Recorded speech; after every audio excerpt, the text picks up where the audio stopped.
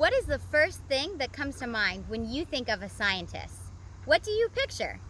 I bet a lot of you may be picturing someone in a lab coat, maybe with crazy hair holding a beaker. Well, guess what? You are all scientists. Yes, you! Scientists make observations, meaning they watch and pay attention to things around them. If you wanted ice cream, who would you ask? Your mom or your dad? You knew which parent to ask for your best chance of getting ice cream because you have been studying your parents just like a scientist.